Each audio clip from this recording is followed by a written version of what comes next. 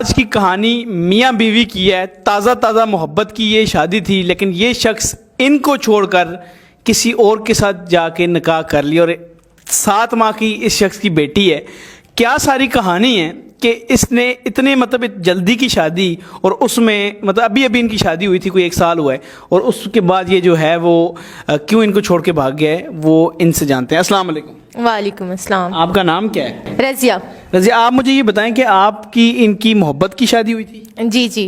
कहाँ पे आप पढ़ते थे? क्या सारी कहानी? हम पंजाब यूनिवर्सिटी में पढ़ते थे, तो हम दोनों को एक दूसरे में अंडरस्टैंडिंग फील हुई, तो हमने कहा चले हम गुनाह करने से अच्छा हम निकाह कर लें। हमने निकाह कर लिया पेरेंट्स की रजामंदी से। उसके बाद हम ठीक थे, 6-7 माह तक ये मेरे साथ ठीक रहे हैं। फिर ये किसी और में इन्वॉल्व हो गए और इन्होंने मुझे छोड़ दिया। अचानक ही एक दिन ना घर से चले गए। मैंने इनको काफ़ी कॉल्स की, काफ़ी इनसे रब्ता करने की कोशिश की, इन्होंने मुझसे कोई जब छोड़ा तब ये बेटी थी आप? ये होने वाली थी तब। अच्छा, होने जी वाली जी जी। तो आप मुझे बताएं कि आपने इनसे शादी मोहब्बत की थी? ये बिल्कुल सही कह रही है कि हमारी एक यूनिवर्सिटी में हम पढ़ते थे, वहाँ पे हमारी अंडरस्टैंडिंग हुई, ठीक है। तो मैं इनकी तरफ इंटरेस्टेड था, तो शादी हो गई मेरी इनके साथ, ठीक है। लेकिन उसके बाद शादी के बाद मुझसे ये झगड़ती थी, बहुत ज़्यादा झगड़ती थी, जिसकी वजह से मेरा इंटरेस्टेड इनकी तरफ कम होना शुरू हो गया। इंटरेस्ट आपका कम होना? हाँ जी। अच्छा, तो फिर यूँ हुआ कि मैं एक जगह काम करता था, वहाँ पे एक लड़की थी जो मुझे पसंद आई। हम इकट्ठे ही काम करते थे। मेरा उसकी तरफ इंटरेस्ट बढ़ गया, तो इस वजह से मैंने जो है ना उसकी तरफ रजू किया शादी के लिए, उसको प्रपोज़ल भेजा। अच्छा, तो आपने प्रपोजल भेज दिया और इसको आपको पता था इन्होंने प्रपोजल? नहीं नहीं, मुझे बिल्कुल नहीं पता था। इन्होंने मुझे कुछ भी शेयर नहीं किया, और मैंने इनकी हर तरह से इनको फेवर दिया, ना इन्हें कभी तंग किया। खर्चे वगैरह की वजह से इनके पेरेंट्स का ख्याल रखा, इसके बावजूद इन्होंने मुझे चीट किया। तो आप तब ये देखें, बेटी भी आपकी थी, या बेटी को भी छोड़ के चले गए? बेटी तब होने वाली थी, ठीक है, लेकिन जो है ना ये बहुत ज़्यादा झगड़ती थी, जिसकी वजह से मेरा रुझान इनकी तरफ से कम होता गया। आपको ये नहीं पता कि प्रेगनेंसी में ज़्यादा टेंशन होती? देखें जी, जब मुझे प्रॉपरली खर्चा नहीं देंगे, मेरी जो जिम्मेदारी नहीं उठाएंगे, मेरी बेबी होने वाली थी, 100 खर्चे होते हैं। जब ये मेरी ज़रूरियात नहीं पूरी करेंगे तो मैं तो झगड़ूंगी। मैंने कितनी मुश्किल से प्रेगनेंसी में और दिमाग ख़राब होता है। बिल्कुल इसी तरह ही है। मैंने बड़ी मुश्किल से अपना गुजारा किया, सिलाई कढ़ाई करके मैंने अपने ये दिन गुजारे हैं। मुझसे कोई पूछे ना कि मुझ पे क्या बीती है, जब इन्होंने मुझे पता चला कि ये किसी और लड़की में इंटरेस्टेड है। मुझे पता तो तब चला जब मैंने इनका फ़ोन चेक किया। इनके फ़ोन में काफ़ी सारे मैसेजेस थे किसी और लड़की के साथ, और जब मैंने इनके पेरेंट्स को बताया, उन्होंने भी मुझे सपोर्ट किया, लेकिन ये मुकर गई। इन्होंने कहा नहीं, मैंने तो उनको टेम्परेरी तौर पर, एक फ्रेंडली तौर पर मैसेजेस किए, मेरा तो उनमें इंटरेस्ट ही नहीं है। तो आपने ये चीट करना कितनी बुरी बात है। क्या वो लड़की कौन थी? लड़की सर एक लड़की बड़ी अच्छी थी, जिसमें मैं इंटरेस्टेड हुआ, शादी के लिए प्रपोजल भेजा। सुना उसने भी आपको धोखा दे दिया?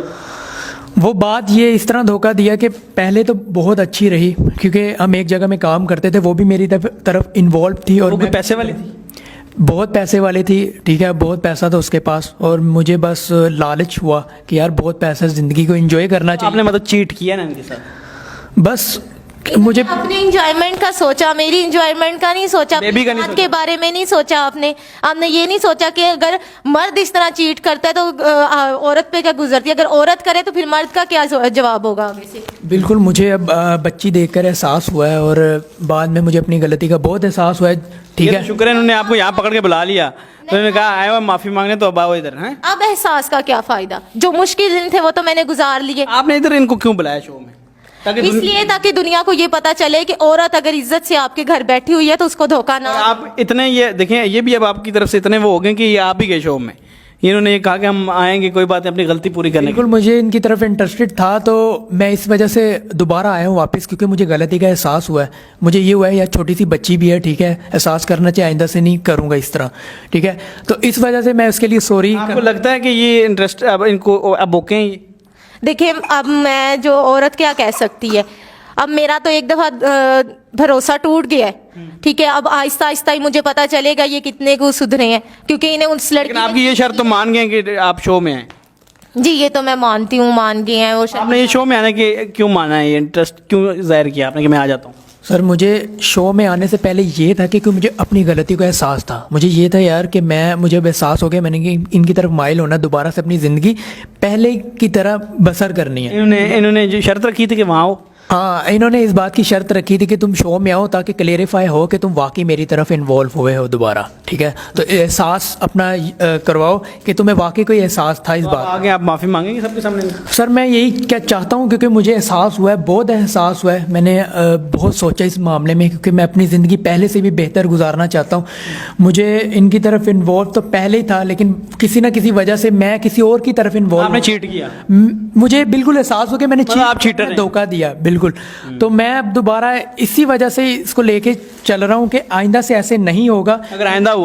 अगर आइंदा हुआ तो फिर सर ये सारे दुनिया के सामने सजा मिलेगी। अगर आइंदा हुआ तो फिर तो सर बिल्कुल मैं गलत, और माफ़ी की गुंजाइश दोबारा नहीं मिल सकती, ख़त्म हो जाएगी, ठीक है। तो अब आपको लगता है कि आपको माफ़ी दे देनी चाहिए इनको? नहीं, मुझे नहीं ऐसा लगता, क्योंकि एक दफ़ा जब यकीन टूटता है ना तो बहुत मुश्किल से वो दोबारा से होता है इंसान पे।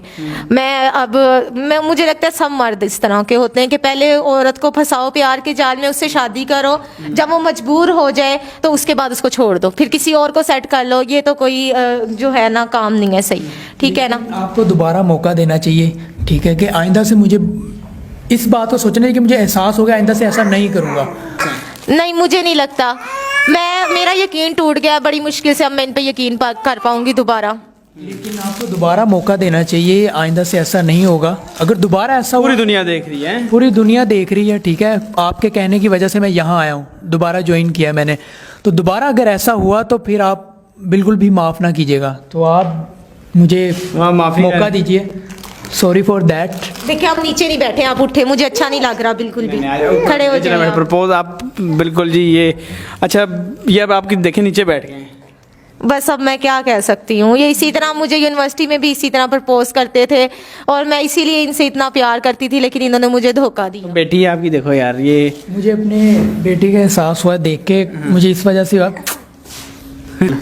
बेटी के एहसास हुआ है। मुझे बेटी को बहुत इसी की तरफ देख के एहसास हुआ कि मेरी एक बच्ची है, ठीक है, और मुझे अपनी बीवी के साथ दोबारा ज़िंदगी गुजारनी चाहिए। क्योंकि बच्चों के साथ जब बच्चे हो जाए तो ज़्यादा रुझू होता है, एक फैमिली बन जाती है।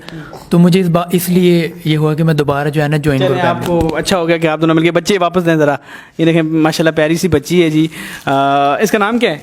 ज़हरीन फातिमा। अच्छा माशाल्लाह। तो अब मुझे ये बताएं, सबसे पहले नाज़रीन, ये वीडियो आपको पता है, मैं एक आइडिया है मेरा ये वीडियोस, क्योंकि जिसमें जो लोग आके बैठते हैं उनके थ्रू मैसेज भी जाता है कि आपस में चीटिंग मत करें।